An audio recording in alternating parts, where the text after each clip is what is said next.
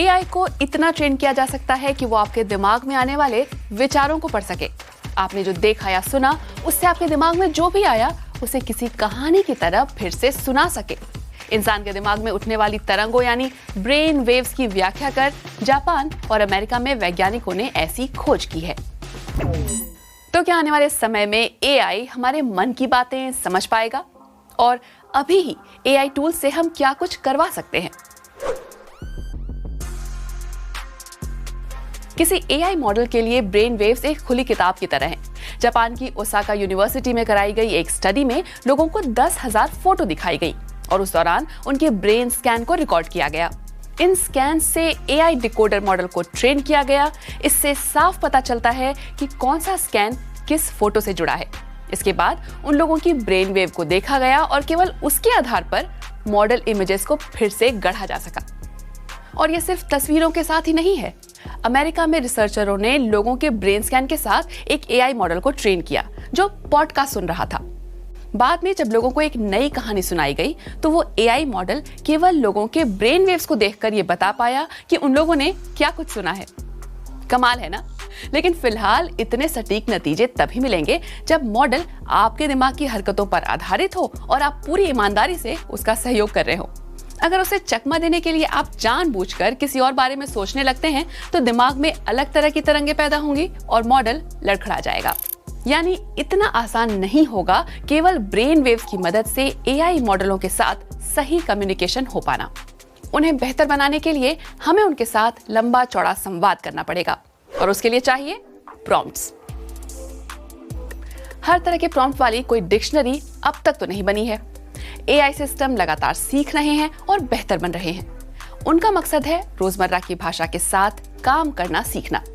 देखिए आप अपने हिसाब से किसी मॉडल को कैसे ट्रेन कर सकते हैं। सबसे जरूरी है इंग्लिश में प्रॉम्प्ट देना। क्यों भला? क्योंकि भले ही बहुत सारे एआई मॉडल कई भाषाएं बोलते हैं, उन्हें सबसे ज्यादा ट्रेनिंग तो अंग्रेजी में ही मिली है। एआई से ही पूछें कि किसी टास्क को करने के लिए उसे क्या-क्या जानकारी चाहिए। आप खुद उस मॉडल से ही उसके खुद के लिए प्रॉम्प्ट लिखने को भी कह सकते हैं। मिसाल के तौर पर माना कोई इमेज जनरेटर है, उससे अपनी कल्पना वाली तस्वीर बनवाने के लिए चेन ऑफ थॉट प्रोसेस का इस्तेमाल करें। यानी एआई को बताएं कि आप क्या करना चाहते हैं, फिर उसी से पूछें कि उसे और क्या जानना है और फिर एक एक कर उस तस्वीर के बारे में और डिटेल्स जोड़ते जाएं। इस तरह आपको बेहतर नतीजे मिलेंगे, ये तो तय है। लेकिन हमेशा ध्यान रखें कि एआई मॉडल में अभी बहुत खामियां भी हैं। एआई केवल उतना जानता है जितना उसे बताया गया है। चैटजीपीटी को सितंबर 2021 तक का ज्ञान है, मतलब उसे उस समय तक की जानकारी के साथ ही ट्रेन किया गया है। तो अगर आप उससे उसके बाद हुई किसी घटना के बारे में कुछ पूछेंगे तो वो उसके बस का नहीं। लेकिन पहले से मौजूद लार्ज लैंग्वेज मॉडल इंटरनेट से जुड़े हुए हैं और इसीलिए ज्यादा अपडेटेड है। एआई काफी बायस्ड यानी पक्षपाती है। कारण? क्योंकि इसे जिस डेटा के आधार पर ट्रेन किया गया है वो ही बायस्ड है।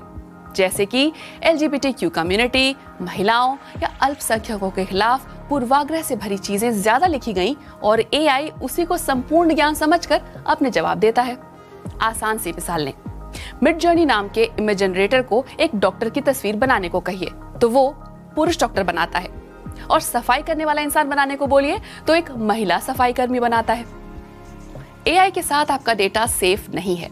सैमसंग के एम्प्लॉइज ने चैटजीपीटी से अपने लिखे कोड्स को चेक करने और सुधारने के लिए कहा, और जैसे ही इसे अपलोड किया वैसे ही अनजाने में उनसे कंपनी के कॉर्पोरेट सीक्रेट लीक हो गए। अब ये जानकारी चैटबॉट अपने आने वाले रिएक्शन में शामिल कर लेगा। बिल्कुल यही बात आपके प्राइवेट डेटा पर भी लागू होती है। आपने अपने बारे में जो भी डाला वो स्टोर हो जाता है और मॉडल को आगे ट्रेन करने में उसका इस्तेमाल किया जाता है।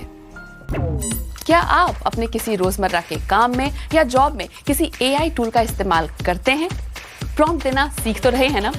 कमेंट करके बताइए।